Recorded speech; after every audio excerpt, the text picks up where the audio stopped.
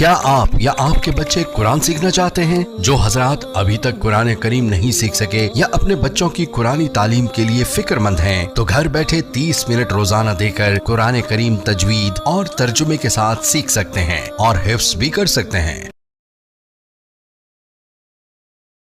ان میں سے نمبر 1 ایران ہے۔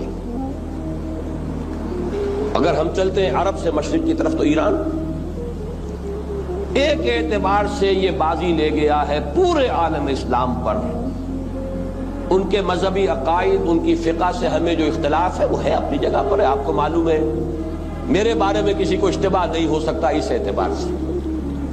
میری جس درجے دشمنی رکھی گئی ہے، جس طرح میرے سر کا جو ہے مطالبہ ہوتا تھا، 2 ہی آدمی تھے پاکستان میں کہ جن کے سر مانگے گئے،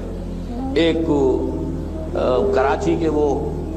شاہ بلیغ الدین صاحب اور ایک نے، تو اس حوالے سے وہ اپنی جگہ پر اختلاف ہے، لیکن اس حقیقت کا اعتراف کیے بغیر نہیں رہا جا سکتا۔ پورے عالم اسلام میں یہ واحد مسلمان ملک ہے جس نے بہرحال اپنی شریعت، اپنے عقائد کے مطابق ایک مذہبی انقلاب برپا کیا ہے، اور پورے عالم اسلام میں مذہبی سطح پر حکومت کی سطح پر فنڈامنٹلسٹ صرف ایک ملک ہے، یا دوسرا جو ہے تھوڑا سا وہ ہے سوڈان، لیکن اس کی اہمیت اس لیے نہیں کہ وہ کسی عوامی انقلاب سے نہیں بنا، بلکہ وہ تو ایک فوجی انقلاب سے شکل بنی ہے جو بھی بنی ہے۔ اللہ کرے اس میں استقامت ہو، اس سے یقینی کوئی نتیجہ برآمد ہو جائے۔ خبریں بھی اچھی آ رہی ہیں، لیکن میں تو دنیا کا جو پرسپیکٹو ہے اس کے حوالے سے عرض کر رہا ہوں کہ اس پہلو سے ایران ان کا ٹارگٹ ہے، ٹارگٹ نمبر 1 ایک خاص اعتبار سے۔ ٹارگٹ نمبر 1 ایک دوسرے اعتبار سے ہم ہیں، وہ میں بعد میں عرض کروں گا۔ چونکہ حکومت کی سطح پر فنڈامنٹلزم ہے اور وہ آیا ہے ایک عوامی انقلاب کے نتیجے میں، پھر ان کے پاس تیل کی دولت ہے، اس کے خلاف اکنامک سینکشنز بھی ہو جائیں تو اگر لیبیا کھڑا ہو سکتا ہے تو بہرحال وہ بھی کھڑا ہو سکتا ہے، اور نقشہ وہ دنیا کو دکھا چکا ہے کہ لڑا دے ممولے کو شہباز، یہ نقشہ بھی اس نے دکھا دیا۔ یہ ہے ایران کا معاملہ۔ نمبر 2 پاکستان۔ پاکستان 400 برس کی تجدیدی مساعی کا امین ہے، امانت دار ہے۔ پورے ہندوستان میں مجدد الفسانی رحمت اللہ علیہ، شاہ ولی اللہ دہلوی رحمت اللہ علیہ، سید احمد بریلوی رحمت اللہ علیہ اور ان کا جہاد، پھر اس 20ویں صدی عیسوی میں یا 14ویں صدی ہجری میں علامہ اقبال جیسا مفکر، مولانا مودودی جیسا مصنف، مولانا الیاس جیسا مبلغ، شیخ الہند جیسا مجاہد حریت، پورے عالم اسلام میں ان کا پیرلل کوئی موجود نہیں۔ یہ 400 سال کی تاریخ ہے، اس کی امانت اور اس کے نتیجے میں یہاں کے مڈل کلاس میں فنڈامنٹلزم کا ایک نیوکلیس ہے، اگرچہ حکومت کی سطح پر کوئی پیش رفت نہیں ہو سکی آج تک، بلکہ اب تو پسپائی ہو رہی ہے، اب پیچھے ہٹ رہے ہیں۔ وہ ہمارے ان سیاسی جو بھی زعماء ہیں، جو جماعتیں ہیں، ان کی غلطی اور الیکشن ہی کو واحد میدان بنا کر اس کے اندر اپنا سارا وقت و توانائی اور قوتیں ضائع کر دینا، یہ ہے در حقیقت جس کا کہ یہ صدا مل رہی ہے کہ اس اعتبار سے تو پسپائی کی طرف ہے معاملہ، کسی پیش رفت کی طرف نہیں ہے۔ لیکن باہر والے تو دیکھتے ہیں نا کہ اندر کیا کچھ مواد موجود ہے۔ اگر مڈل کلاس میں وہ فنڈامنٹلزم کا بارود موجود ہے تو کسی بھی وقت اس کے اندر جو ہے وہ کوئی دھماکہ ہو سکتا ہے۔ دوسری بات جو ان کے لیے ایک اعتبار سے ٹارگٹ نمبر 1 ہمیں بنا رہی ہے وہ ہمارا ایٹمک نو ہاؤ ہے، پورے عالم اسلام میں اور کسی کے پاس نہیں۔ اسلامی بم اگر بنے گا تو یہی بنے گا۔ یہ ہے مختلف اسباب جس کے بنا پر ایران اور پاکستان کو آپ بریکٹ کر لیجئے، یہ اس نیو ورلڈ آرڈر یا آج کی میری گفتگو کے حوالے سے یہودی اور عیسائی گٹھ جوڑ کا جو ٹارگٹ نمبر 1 ہے، ایک اعتبار سے ایران ہے، ایک اعتبار سے پاکستان ہے۔ ان میں سے نمبر 1 ایران ہے۔ اگر ہم چلتے ہیں عرب سے مشرق کی طرف تو ایران ایک اعتبار سے یہ بازی لے گیا ہے پورے عالم اسلام پر۔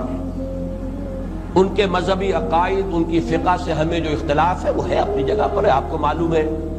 میرے بارے میں کسی کو اشتباہ نہیں ہو سکتا اس اعتبار سے۔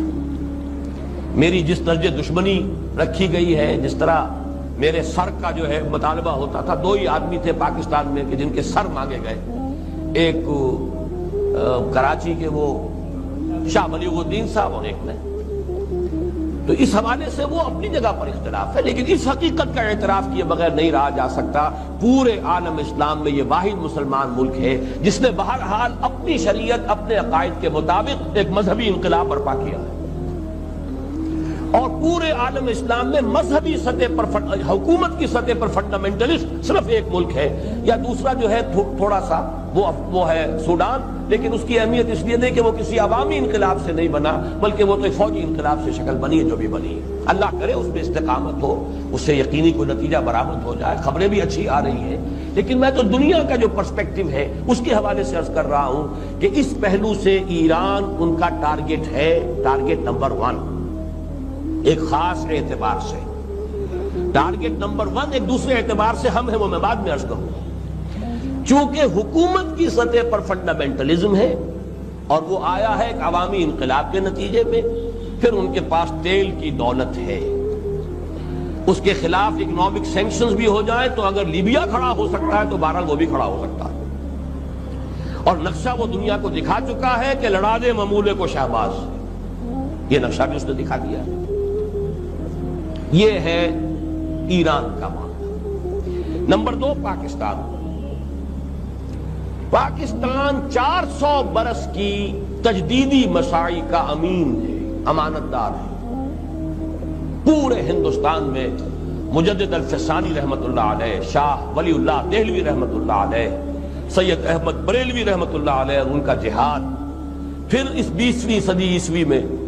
یا 14ویں صدی ہجری میں علامہ اقبال جیسا مفکر، مولانا مودودی جیسا مصنف، مولانا الیاس جیسا مبلغ، شیخ الہند جیسا مجاہد حریت، پورے عالم اسلام میں ان کا پیرلل کوئی موجود نہیں۔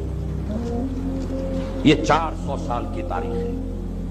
اس کی امانت اور اس کے نتیجے میں یہاں کے مڈل کلاس میں فنڈامنٹلزم کا ایک نیوکلیس ہے، اگرچہ حکومت کی سطح پر کوئی پیش رفت نہیں ہو سکی آج تک، بلکہ اب تو پسپائی ہو رہی ہے، اب پیچھے ہٹ رہے ہیں۔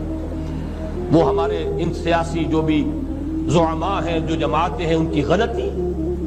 اور الیکشن ہی کو واحد میدان بنا کر اس کے اندر اپنا سارا وقت و توانائی اور قوتیں ضائع کر دینا، یہ ہے در حقیقت جس کا کہ یہ صدا مل رہی ہے کہ اس اعتبار سے تو پسپائی کی طرف ہے معاملہ، کسی پیش رفت کی طرف نہیں ہے۔ لیکن باہر والے تو دیکھتے ہیں نا کہ اندر کیا کچھ مواد موجود ہے۔ اگر مڈل کلاس میں وہ فنڈامنٹلزم کا بارود موجود ہے تو کسی بھی وقت اس کے اندر جو ہے وہ کوئی دھماکہ ہو سکتا ہے۔ دوسری بات جو ان کے لیے ایک اعتبار سے ٹارگٹ نمبر 1 ہمیں بنا رہی ہے وہ ہمارا ایٹمک نو ہاؤ ہے، پورے عالم اسلام میں اور کسی کے پاس نہیں۔ اسلامی بم اگر بنے گا تو یہی بنے گا۔ یہ ہے مختلف اسباب جس کے بنا پر ایران اور پاکستان کو آپ بریکٹ کر لیجئے، یہ اس نیو ورلڈ آرڈر یا آج کی میری گفتگو کے حوالے سے یہودی اور عیسائی گٹھ جوڑ کا جو ٹارگٹ نمبر 1 ہے، ایک اعتبار سے ایران ہے، ایک اعتبار سے پاکستان۔